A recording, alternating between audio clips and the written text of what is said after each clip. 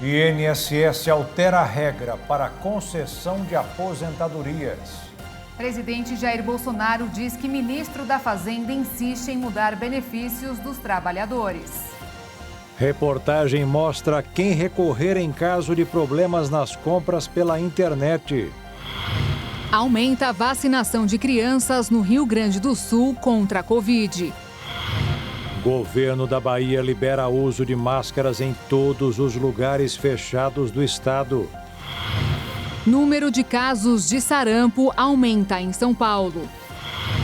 Casos de dengue é o mais alto dos últimos 3 meses.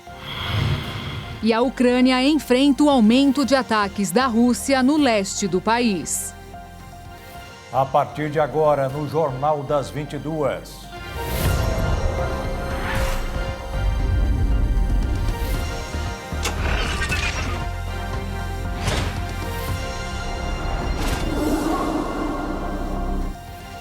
Olá, boa noite. Boa noite.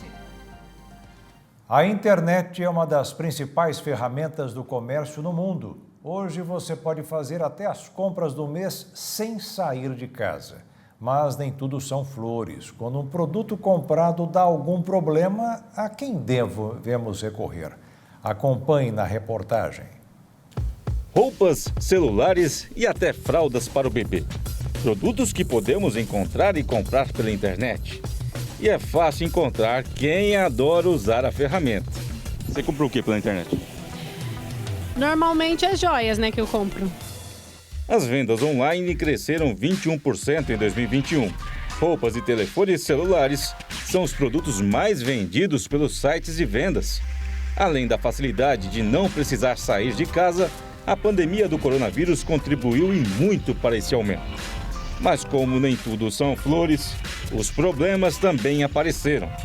Celso tentou comprar um presente para o filho em um site e teve uma surpresa desagradável quando recebeu o produto. Eu comprei uma jaqueta numa loja famosa em São Paulo e a jaqueta chegou com um defeito.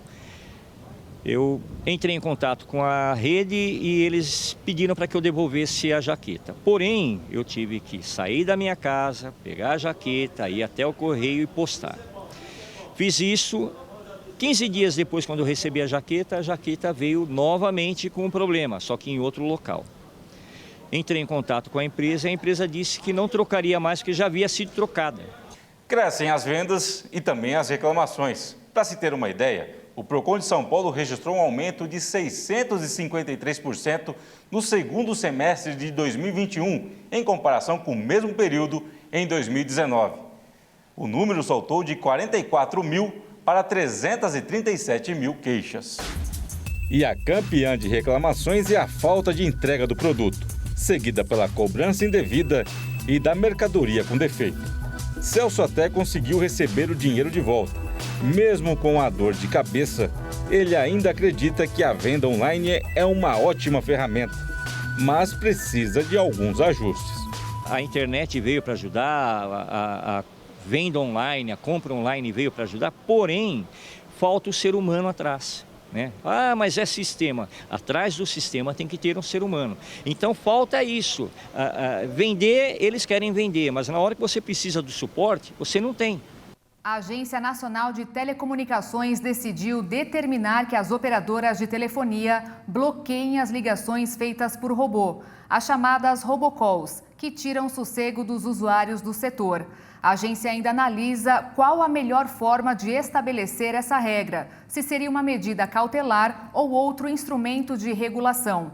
O levantamento feito pelas operadoras de telecomunicações identificou que 20 números de telefone operados por robôs realizaram nada menos do que 61 milhões e 700 mil chamadas em um único mês. O Brasil é o quarto país que mais aplicou vacinas contra a Covid-19 no mundo. Até o momento são 421.506.217 aplicadas. Delas, mais de 82.956.000 são as de reforço. E essa notícia são para trabalhadores de saúde. O governo do estado do Mato Grosso do Sul autorizou a realização de um concurso com quase 280 vagas para a carreira de gestão de serviços hospitalares.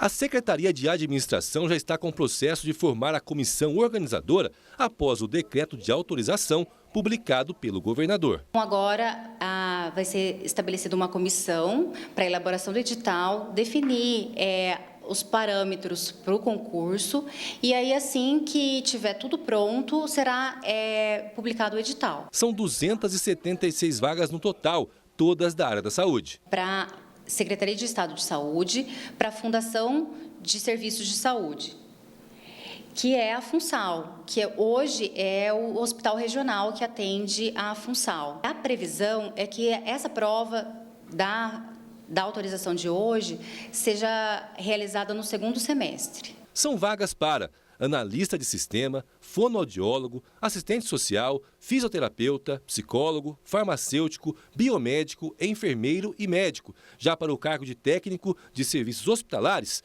técnico de telecomunicações, costureiro, agente condutor de veículos, agente de serviços hospitalares, agente de farmácia, técnico de radiologia, técnico de laboratório e técnico de enfermagem. O concurso ainda prevê vagas para auxiliar de serviços hospitalares e auxiliar de lavanderia. Já na semana que começa nesta segunda-feira, a Secretaria de Administração vai publicar mais 4 editais. No total, são 467 vagas nas mais diversas áreas. São concursos da Secretaria de Estado de Saúde e Agraer e da Secretaria de Direitos Humanos e Assistência Social, com vagas do ensino fundamental ao superior.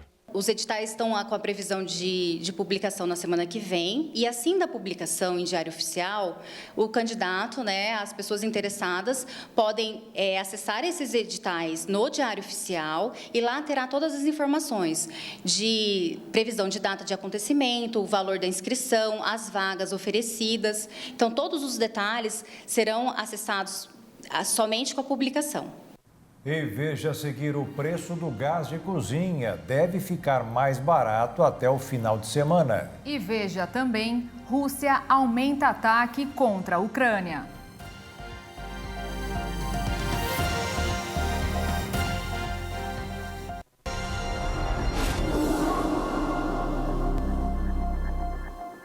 O conflito na Ucrânia entrou em sua 7ª semana. Um dos principais pontos estratégicos do combate foi tomado pelas forças separatistas e pela Rússia. Enquanto isso, a Ucrânia sofre com o avanço do exército de Putin no leste do país. Os bombardeios em solo ucraniano realizados pela Rússia permaneceram durante o 47º dia de intensos conflitos no leste europeu. As cidades já conhecidas como Kharkiv vêm sofrendo desde o dia 24 de fevereiro, com artilharia aérea e ataques em lugares pontuais. Mesmo com a violência russa, o exército ucraniano tem controlado a região e evitado que ela seja tomada. Mas em Mariupol, cidade totalmente devastada pela guerra, a defesa ucraniana não conseguiu evitar a ocupação russa. O porta-voz do grupo separatista pró-Moscou, Denis Pushilin, anunciou o controle total do porto da cidade, localizada às margens do Mar de Azov, no sudeste do país. Além da situação geográfica estratégica, Mariupol é uma grande cidade industrial e seu porto comercial tem uma importância crucial para as exportações de cereais ou aço procedentes do leste do país. A dominação, nesse caso, afetariam as questões econômicas ucranianas. Enquanto os conflitos continuam, as reuniões políticas para o fim da guerra não progridem como esperado pelo mundo. Segundo o ministro das Relações Exteriores da Rússia, Sergei Lavrov, a Rússia não interromperá a sua operação militar na Ucrânia antes da próxima negociação de paz. As autoridades russas dizem que as negociações estão travadas por motivos específicos, como a influência do Ocidente no diálogo. Lavrov informou que não vê motivo para não continuar as negociações com a Ucrânia. No momento em que novos encontros pelo cessar-fogo não acontecem, o presidente ucraniano Volodymyr Zelensky voltou a pressionar alguns países por ajuda.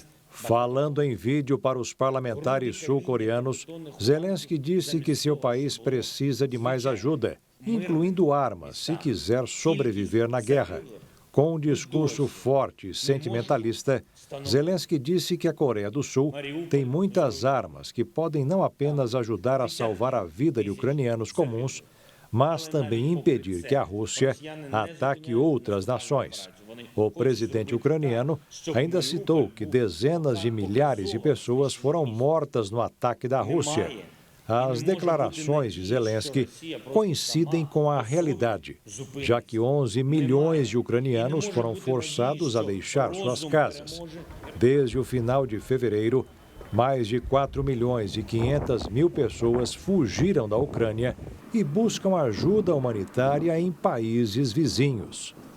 O Brasil concedeu mais de 70 vistos para ucranianos em março. As informações estão no Boletim de Migração Ucraniana.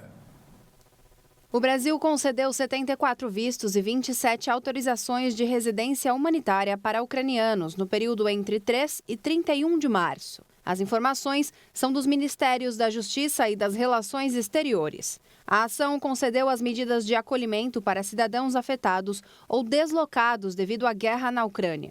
Ainda foram reconhecidas 4 pessoas refugiadas e há 37 processos de refúgio em andamento em 2022. O visto humanitário pode ser solicitado no exterior, permitindo a entrada no Brasil por até 180 dias. Já quem deseja a autorização de residência por acolhida humanitária precisa ir até a Polícia Federal e fazer a requisição da Carteira de Registro Nacional Migratório. Já o refúgio é concedido para cidadãos que sofram perseguição em seus países de origem por questões raciais, religiosas, de nacionalidade, grupo social ou opiniões políticas. O requerente pode receber o documento provisório de Registro Nacional Migratório para identificação enquanto seu processo estiver em tramitação. Entre 2010 e 2021, mais de 3 mil ucranianos registraram residência no Brasil. E o ano de 2019 registrou o maior fluxo migratório, com 22.201 ucranianos entrando e 21.189 saindo. No primeiro trimestre de 2022, a média mensal de entrada foi de 1.625 pessoas, sendo que 80% estavam de passagem. Até a última semana de abril, o preço do gás de cozinha deve chegar um pouco mais barato para o consumidor. E a queda para as distribuidoras já está valendo. A Petrobras reduziu o valor do GLP para as distribuidoras em 5,58%. A empresa informou através de um comunicado que o preço do botijão de gás de 13 quilos para as distribuidoras cairia de R$ 58 para quase R$ 55. Mas o repasse da queda no custo do botijão de gás de 13 quilos deve demorar alguns dias para chegar ao consumidor brasileiro. Segundo os economistas, a melhora vai representar de R$ 3 a R$ 6,50 no bolso do consumidor em relação ao que estava sendo pago nos últimos meses. Uma pesquisa da Agência Nacional de Petróleo, Gás Natural e Biocombustíveis indicava que o valor do botijão de 13 quilos custava em média no país R$ 113. A Petrobras reajustou o GLP para as distribuidoras em 16% em março. Em algumas capitais, o preço do botijão foi de R$ 118 para R$ 130. Começamos mais uma semana e o dólar fechou em queda de 0,41%, com investidores avaliando novas indicações sobre os próximos passos do Banco Central, depois que a leitura de março do IPCA surpreendeu para cima e colocou em xeque a perspectiva de encerramento do ciclo de aperto monetário em maio. Com isso, o dólar encerrou o dia cotado em R$ 4,68 na venda. A Bolsa de Valores também fechou em queda de 1,16%, com 116.952 pontos. Cerca de 8 mil postos de trabalho temporários foram criados para atender as indústrias de chocolate, que seguem produzindo em ritmo acelerado. Mesmo com a inflação de 2 dígitos assustando o consumidor, as indústrias produziram cerca de 9 mil toneladas de ovos e produtos de Páscoa, um crescimento de 6% em comparação com o mesmo período de 2020. Um helicóptero caiu em Minas Gerais e os 2 passageiros foram resgatados com vida. A queda aconteceu nesta manhã na cidade de Contagem. Segundo o Corpo de Bombeiros, as 2 vítimas estavam conscientes.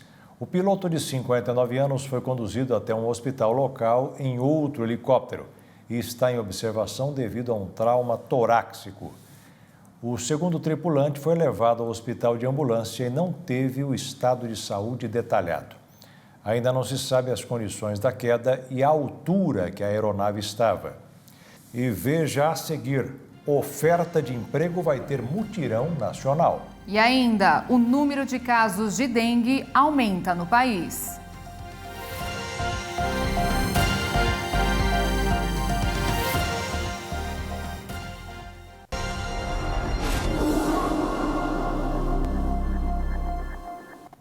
Alunas da rede pública de Campo Grande, em Mato Grosso do Sul, vão participar de uma das maiores feiras científicas do mundo. Elas foram selecionadas e vão para os Estados Unidos, mas para viver completamente esse sonho, as estudantes precisam de ajuda.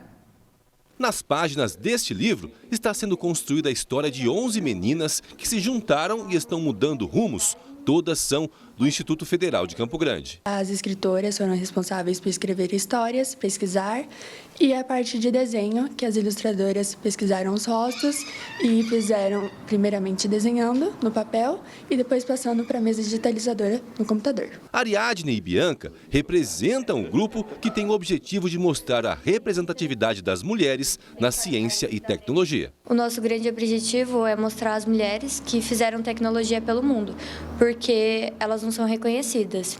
E a gente fez esse material porque veio uma proposta do campus aqui da UANA, da professora Márcia, que ela trabalhava com crianças e ela não tinha um material didático inclusivo que mostrava as mulheres, um material colorido. Com um livro que versa sobre ciência, elas foram premiadas em uma feira que ocorreu no Rio Grande do Sul. A gente ganhou em segundo lugar na nossa categoria e aí a gente ganhou uma credencial para a próxima feira, que acontece lá nos Estados Unidos. No total, são 17 histórias de mulheres que fizeram e fazem a diferença no ramo da ciência e tecnologia. Na verdade, agora tem mais 2 jovens mulheres que também vão fazer a diferença lá nos Estados Unidos. Nós vamos apresentar um projeto baseado nesse livro em relação ao software utilizado para desenhar as ilustrações e espero que ocorra tudo bem, né? Agora, elas precisam de ajuda para representar Mato Grosso do Sul e o Brasil em Atlanta, nos Estados Unidos. As passagens estão garantidas, mas falta muito. E claro que tudo vai dar certo. Afinal, estas jovens mulheres são perseverantes e levam no coração a marca da força movida pela emoção de fazer parte de algo maior. Representar não só o Mato Grosso do Sul, todas as meninas, né, que fizeram parte do processo de escrita, da produção do livro, é incrível e a gente está bem ansiosa. Nunca pensei que isso ia acontecer, ainda mais tão cedo, mas estou muito feliz e espero que represente muito bem o Brasil lá fora. Dados do Ministério da Saúde apontam que o número de casos de dengue nos primeiros 3 meses deste ano é 72% maior do que no mesmo período do ano passado. A explosão de casos acende um alerta nos governos estaduais. A dona Wanda pegou dengue no início de março e há uma semana descobriu que estava com chikungunya. Nas 2 ocasiões, os sintomas foram fortes. Foi ruim, eu fiquei de cama, ainda não melhorei completamente assim o corpo, ainda sinto muito, sabe? E assim, aí o médico falou assim, ó, esse agora é o melhor remédio, é quase o remédio da dengue. Então, continuei tomando os remédios, né? Muita água, muito líquido para poder ficar em dias. As 2 doenças são provocadas pelo mesmo mosquito, o Aedes aegypti. A Wanda conta que dentro de casa tenta evitar a proliferação e sempre verifica se tem água parada. Mas por morar em área rural, fica difícil controlar a ação do mosquito. Eu tenho plantas em casa, mas assim, as minhas plantas sempre eu tenho esse maior cuidado. As plantas com o lateral dos lotes, mas assim, aonde a gente mora tem muito mato. Em todo o Brasil, cerca de 260 mil pessoas tiveram dengue entre o dia 1º de janeiro e 26 de março deste ano. É uma explosão de casos, já que no mesmo período do ano passado foram contabilizados 71 mil registros. Por região, a Centro-Oeste é a mais afetada, com 591 registros para cada 100 mil habitantes. A cidade de Votuporanga, no interior de São Paulo, que tem menos de 100 mil habitantes, é a que tem o maior índice de infecção em todo o Brasil, com uma média de 30 casos por dia. Os dados fizeram a Prefeitura decretar estado de epidemia. Palmas, Goiânia, São José do Rio Preto e Brasília também têm índices grandes da doença. Para este infectologista, a ação do mosquito transmissor requer monitoramento. A gente nunca pode deixar de lembrar que dengue é uma doença que tem a possibilidade de agravar, independente da faixa etária, independente da pessoa, embora, claro, idosos e pessoas que tenham doenças de base, que tenham comorbidades, esse risco é maior, mas qualquer pessoa está exposta ao agravamento do caso de dengue grave. Os sintomas comuns da dengue são febre e dores musculares. A pessoa que contraiu a doença deve ficar atenta aos sintomas graves, que são dores abdominais, vômito e sangramento no nariz e na gengiva. Então, quem tem alguma desses sinais e está com dengue, está sentindo as manifestações de dengue, ele deve procurar imediatamente o serviço de saúde. Ele vai precisar ser internado, independente do estado dele naquele momento. Às vezes a pessoa, mas eu estou bem, por que eu vou precisar ficar internado? Porque ele está com potencial de agravamento para desenvolver o quadro de choque de dengue. Além das orientações básicas de proteção, como a checagem de pneus, calhas e vasos de planta, a Organização Mundial da Saúde também orienta o uso de repelente, que oferece proteção de 12 horas, o uso de roupas claras e leves, já que o mosquito tem preferência por roupas escuras e que causam suor no corpo, além de exames de rotina. Não foi só eu que peguei na minha casa. Eu peguei, o meu marido, o meu filho, menos a minha filha. Mas a gente que sempre está saindo de casa, acabamos pegando. E assim, não foi fácil. O Instituto Serum da Índia e a Bharat Biotech reduziram, os preços de suas vacinas contra a Covid-19, pois o país planeja oferecer doses de reforço a todos os adultos a partir de domingo. O custo de ambos imunizantes cairá para 225 rúpias, cerca de $3 por dose de 600 ou 1.200 rúpias para hospitais privados. As infecções no país caíram para o menor nível em quase 2 anos, com 1.150 novos casos relatados nas últimas 24 horas, com 83 mortes. O governo da Bahia anunciou nesta segunda-feira a liberação do uso de máscaras em locais fechados em todo o estado. De acordo com o governador Rui Costa, o item seguirá obrigatório apenas em unidades de saúde. As máscaras já haviam sido liberadas em ambientes abertos em todo o estado no dia 2 de abril. Algumas cidades baianas já haviam flexibilizado o uso em ambientes fechados antes do governo anunciar a liberação do item. No dia 31 de março, Vitória da Conquista, no sudoeste baiano, e Porto Seguro, no sul do estado, anunciaram a retirada da obrigatoriedade em locais fechados. Na última terça-feira, usar máscaras passou a ser facultativo em 14 tipos de espaços de Salvador, entre eles academias, barbearias, autoescolas e estádios de futebol. Já em Feira de Santana e Santo Antônio de Jesus, as prefeituras tornaram facultativo o uso do item em locais fechados, como shoppings, escolas, universidades, academias, igrejas e ambientes comerciais. A liberação inclui lugares abertos e fechados em outros 14 estados: Rio de Janeiro, Santa Catarina, Mato Grosso, Rondônia, Alagoas, Maranhão, São Paulo, Amazonas, Sergipe, Paraná, Roraima, Rio Grande do Norte, Espírito Santo e Paraíba, e no Distrito Federal. Apesar da não obrigatoriedade em ambientes fechados, há estados que ainda solicitam o uso do acessório, como, por exemplo, em transportes públicos e ambientes hospitalares, além de recomendar a continuidade da medida de proteção para pessoas imunossuprimidas e aqueles que apresentarem sintomas respiratórios. E veja a seguir, o presidente Jair Bolsonaro diz que o ministro da Fazenda vai insistir na redução de benefícios para trabalhadores. E veja também, Secretaria de Saúde do Rio Grande do Sul avança na vacinação das crianças contra a Covid.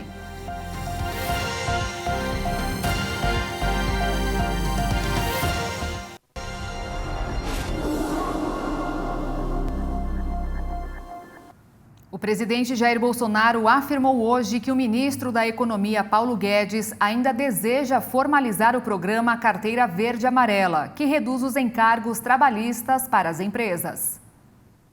O Paulo Guedes quer criar a carteira verde e amarela, que não conseguiu criar o ano passado, uma maneira mais fácil das pessoas se empregar, com menos encargos trabalhistas por parte dos patrões, tá certo?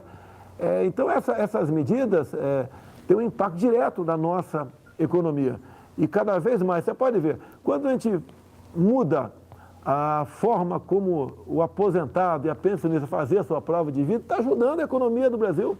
Hoje em dia, se, por exemplo, o aposentado, né, o pensionista, votar no corrente ano, ela está livre de fazer a prova de vida no final do ano agora. Entre outros pontos, a proposta citava a contribuição de 2% do FGTS e não 8% como os demais. Com esse contrato, as empresas não precisaram pagar a contribuição patronal de 20% sobre a folha ao INSS e os pagamentos de férias e 13º puderam ser adiantados mensalmente de forma proporcional. O governo já havia editado uma medida provisória com as regras do programa em 2020, mas o Congresso não aprovou a proposta. Na época, o contrato entrou em vigor para vagas de emprego que pagam até um salário mínimo e meio. A ideia da carteira verde-amarela é estabelecer um modelo de contratação com menos encargos e benefícios. Trata-se de um regime simplificado de contratação, sem encargos trabalhistas e impostos. Bolsonaro ainda disse que o governo também estuda uma nova redução do imposto sobre produtos industrializados. Na semana passada, o presidente afirmou que gostaria de isentar a cobrança do imposto para mototaxistas. 3 projetos importantes poderão ser votados esta semana na Câmara dos Deputados. Entre eles, a medida provisória que pode aumentar o valor extra do Auxílio Brasil e o projeto de lei que colocará a telemedicina como política de Estado. O deputado federal Davi Soares comentou sobre o seu posicionamento na votação. Amigos da RIT, aqui hoje estamos debatendo uma série de projetos que nós dá mais importância para o país, e um deles é o requerimento para analisar um projeto que visa permitir usar seres humanos na questão de pesquisa clínica, que aparentemente pode ser bom, mas aí envolve debates sérios sobre a ética e que pode dar ensejo ali a coisas complicadas. E começar hoje, está sendo debatida ainda hoje a urgência ou não desse projeto.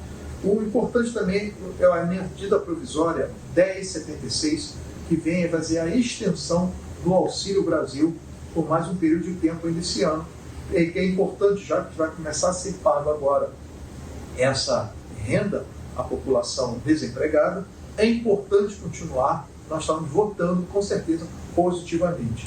E finalmente o PL 1998, que vem a colocar como política de Estado a prática da telemedicina.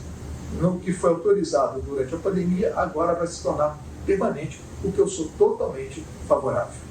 Em São Paulo, um bebê de 1 ano foi diagnosticado com sarampo em fevereiro. Segundo a Secretaria Estadual de Saúde, este foi o único caso confirmado da doença do ano.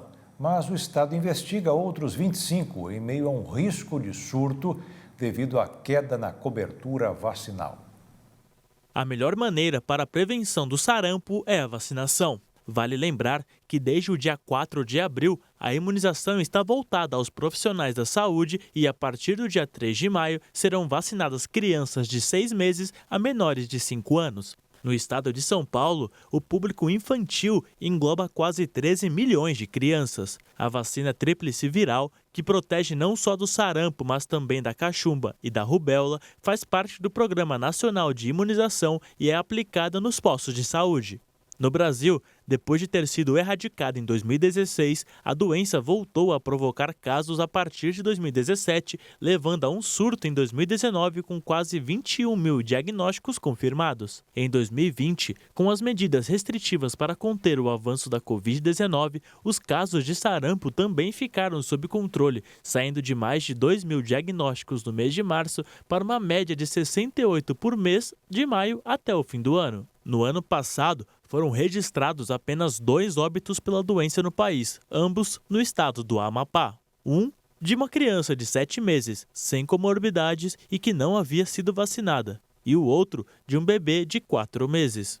Desde então, o sarampo permanece com números pequenos, porém, a baixa cobertura vacinal pode ocasionar novos surtos da doença. Para se ter uma ideia, no ano passado, apenas 50% do público-alvo recebeu a segunda dose da vacina. Sabe aquele mutirão do emprego que acontece no Vale do Anhangabaú, no centro de São Paulo? Pois é, este ano terá uma versão nacional. O repórter Almeida Júnior tem as informações. Segundo os organizadores, o evento vai acontecer em 20 cidades brasileiras e deve disponibilizar pelo menos 50 mil vagas para trabalhadores dos setores do comércio e do serviço. Os mutirões acontecem no dia 1º de maio, Dia do Trabalhador, quando os trabalhadores vão poder deixar seus currículos nos pontos de atendimento. Esse é o primeiro evento nacional organizado pela União Geral dos Trabalhadores.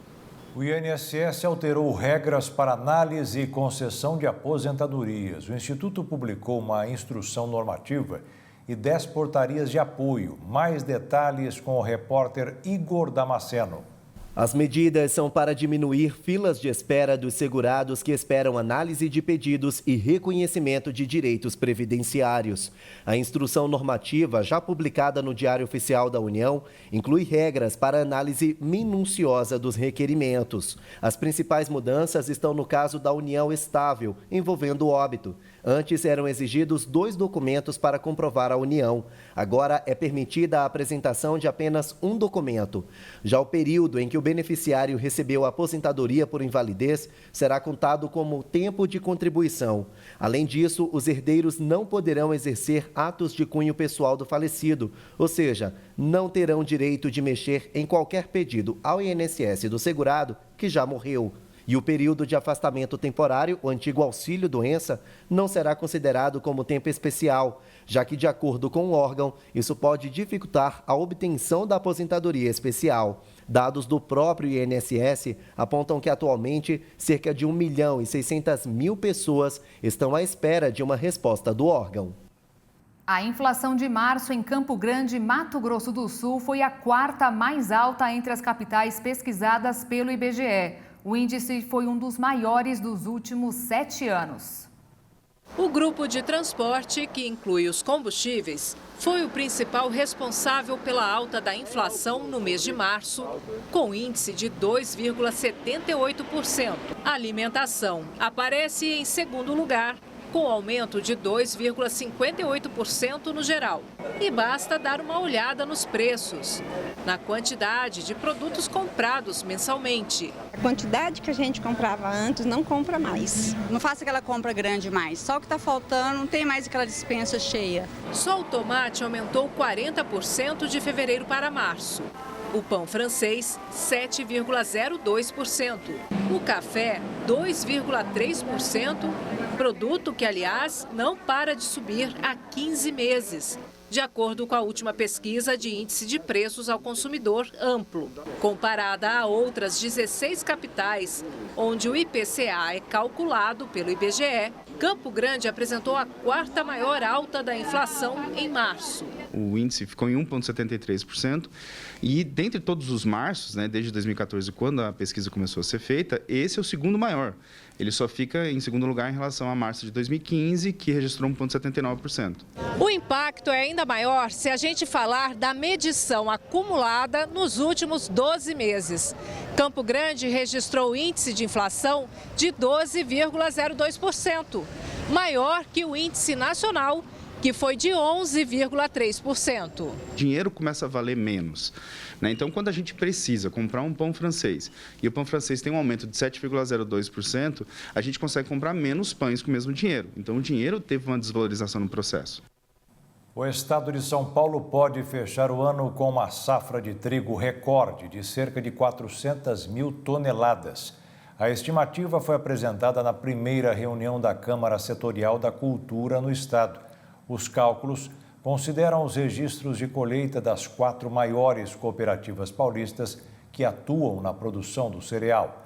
Caso essa expectativa se concretize, os produtores paulistas reverteriam a queda na produção registrada no ano passado que foi afetada pelas geadas durante o desenvolvimento do trigo. A rentabilidade dos produtores, em contrapartida, melhorou, puxada em parte pelo aumento dos preços do trigo no último ano. E de acordo com dados do Ministério da Saúde sobre a Covid no Brasil, foram registradas nas últimas 24 horas 69 mortes e 14.352 novos casos. Dos mais de 30 milhões e 161 mil diagnósticos, mais de 29 milhões e 76 mil pessoas se recuperaram e 422 mil seguem em acompanhamento. E a Universidade de São Paulo teve 11 cursos eleitos entre os 50 melhores do mundo. O levantamento analisou mais de 1.500 instituições de 88 países. Ao todo, 44 áreas da universidade foram classificadas. Dentre os cursos estão odontologia, engenharia de minérios e minas, engenharia do petróleo, geografia, línguas modernas, ciência veterinária, antropologia e arquitetura. O consumo de produtos no Brasil ainda está abaixo do nível pré-pandemia. Em contrapartida, puxada pelos mais ricos, a busca por serviços já retornou ao nível de 2019. As famílias brasileiras reduziram o consumo de produtos nos últimos meses. A alta da inflação, salários mais baixos, desemprego elevado e crédito mais caro são algumas das explicações para que a população tenha gasto menos dinheiro. Em janeiro deste ano, o setor do comércio de vestuário e calçados registrou uma queda de 12% em relação a fevereiro de 2020. Já a procura por eletrodomésticos, eletroeletrônicos, móveis e automóveis caiu em quase 10%. Dados que mostram o recuo do consumo das famílias brasileiras em comparação ao período pré-pandemia. Embora o período de baixa, o cenário nem sempre foi assim. Nos meses de maio e junho de 2020, o brasileiro consumiu altas quantidades de produtos de diversos setores do comércio, impulsionados por fatores como o pagamento do auxílio emergencial, isolamento social e o crescimento do trabalho remoto. Por outro lado, a classe dos serviços, como salões de beleza, escola de música e idiomas, mostra uma rápida recuperação devido à procura, principalmente pela classe dos mais ricos. Vale ressaltar que o setor foi fortemente impactado financeiramente e demorou mais para voltar à normalidade por conta das restrições ao funcionamento de estabelecimentos e demais medidas sanitárias necessárias para conter a disseminação do vírus. Segundo especialistas, o cenário, a partir de agora, é de otimismo, por conta da melhora no cenário da pandemia que permitirá a manutenção e a recuperação do poder aquisitivo dos brasileiros. O medalhista paralímpico Gabriel Araújo bateu o recorde mundial da prova dos 50 metros estilo borboleta classe S2 durante a segunda fase nacional do circuito paralímpico realizada em São Paulo. Ele terminou a competição com o tempo de 55 segundos e 59 centésimos, realizando o melhor tempo da prova pela terceira vez no espaço de um mês. As eleições deste ano devem estrear a federação partidária. A novidade foi criada após o fim das coligações das eleições de deputados e vereadores. A federação partidária consiste na união de 2 ou mais partidos para atuarem como se fosse um só nas eleições deste ano. Ao contrário das coligações, as federações não podem ser desfeitas depois da disputa eleitoral. Apesar de preservar a autonomia operacional e financeira de cada partido, esse tipo de associação implica em atuar em bloco no Congresso por pelo menos 4 anos. Entre as principais diferenças para as coligações, que não podem mais ser feitas nas eleições de deputados e vereadores, as federações também devem dividir o fundo partidário, o tempo de televisão e unificar o conteúdo programático. Os partidos de uma federação devem se unir em todos os estados e atuar de forma única em território nacional. A federação deve ajudar os partidos menores a alcançar a chamada cláusula de barreira, criada para limitar o funcionamento dos que não tenham um desempenho mínimo a cada eleição. As coligações continuam permitidas para as eleições majoritárias, como presidente ou senador. A nova regra já entrou em vigor nas eleições de 2020 e reduziu o número de partidos nas câmaras municipais na maioria das cidades. O partido que não cumprir o prazo mínimo de 4 anos de filiação deve ser punido com a perda do horário de propaganda eleitoral gratuita e o impedimento de usar o fundo partidário. A Secretaria de Saúde do Estado do Rio Grande do Sul avançou na vacinação de crianças de 5 a 12 anos contra a Covid-19 e passa de 83% o número de pessoas vacinadas com a primeira dose. A campanha continua em parceria com as escolas da rede pública e privada. E na primeira semana de busca ativa por crianças nas escolas que ainda não tinham sido vacinadas contra a Covid-19, a Secretaria da Saúde conseguiu vacinar 67 crianças com a primeira dose e 90 com a segunda aplicação.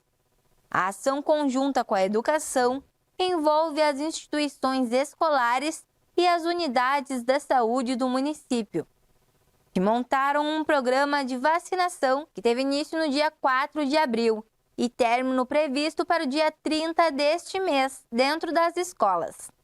Para vacinar, é preciso que a criança esteja acompanhada de um familiar ou responsável legal. O resultado foi positivo e a proposta da Secretaria é alcançar 90% de imunização para esse público, que hoje está em 74%. Entre os adolescentes acima de 12 anos e até 17 anos, 88% estão com a primeira dose e 72% já foram vacinados com a segunda dose. Na faixa a partir de 18 anos, são 92,6% com uma dose, quase 92% com a segunda e 62% com a dose de reforço. Cresceu significativamente o número de pacientes à espera de transplante de córneas na capital sul-mato-grossense. A fila chega a 300 pessoas, mas a expectativa é que os doadores reapareçam em breve. A médica responsável pelo banco de olhos da Santa Casa avalia 2 córneas que acabaram de ser captadas. Dentro do vidrinho pode estar a chance de alguém voltar a enxergar. Vai fazer a avaliação da qualidade do tecido, se ele realmente serve para um transplante óptico, que seria para a pessoa enxergar, ou se ele é uma córnea que vai para curativo, ou se ele é uma córnea que vai para treinamento, porque mesmo que a córnea não sirva para transplante para a pessoa enxergar, ela tem várias outras funções dentro do banco, né? Em 2019, o Banco de Olhos da Santa Casa conseguiu captar 234 córneas. Naquele ano foram realizados 205 transplantes. Em 2020 ocorreram 116 doações e 103 transplantes foram realizados. Em 2021 foram 124 doações e 163 transplantes realizados. E em 2022 foram autorizadas 34 doações e 40 transplantes foram realizados até agora. Enquanto isso, há 300 pessoas na fila de espera por um transplante de córnea no estado. Segundo a médica oftalmologista, este é um número recorde e com o fim da pandemia, a tendência é aumentar ainda mais. Todos os serviços foram redirecionados para atendimento desses pacientes de Covid. Então, as outras especialidades, as outras doenças ficaram quase sem assistência. Os pacientes perderam segmentos pós-cirúrgicos, outras doenças que talvez não culminassem com o transplante se eles tivessem recebido atendimento no momento adequado. Quando agora a gente retoma o serviço, aí a normalidade, né? Então a gente vai ver esse número crescendo cada vez mais. Manifestar o desejo de ser um doador de órgãos para a família é uma forma de aumentar as chances de quem está na fila. Você não precisa deixar nada por escrito, não precisa de documento, nada. Simplesmente você manifestar a sua intenção para os seus familiares, que são eles que vão efetivar a doação no momento que as equipes chegam para fazer a entrevista, para fazer a abordagem, né? E a gente percebe que as famílias que já conversaram sobre o assunto, já têm uma ideia pré-formada, fica muito mais fácil, porque eles não vão tomar nenhuma decisão, eles vão simplesmente seguir uma vontade do doador, né? Mas você vai ver agora um dos testemunhos de pessoas que saíram vitoriosas. Oh, glória, nós damos glória, Ele vem para mudar a nossa história. A de hoje, da volta da vitória, eu estava com muita dor no ombro, mais ou menos uns 3 dias, não conseguia nem passar a mão assim, ó. que doía. E na hora da volta da vitória, na hora da vitória eu não conseguia. Mas eu falei, não, eu vou pela fé. Fui pela fé, ó. A senhora começou as primeiras voltas, a senhora deu como? Eu dei assim, ó, eu tava na fé. Tava dando a volta com o dedinho assim, mas eu fui, ó. Assim, ó. Aham. E da volta da vitória. Ergueu o braço e foi curada? Fui, graças a Deus. Isso é lindo. Lindo. Nós damos glória, Ele vem para mudar a nossa história. E o Jornal das 22 termina aqui. Obrigada pela sua companhia, um ótimo fim de noite, início de semana para você e até amanhã. Boa noite, fique na paz. Tchau.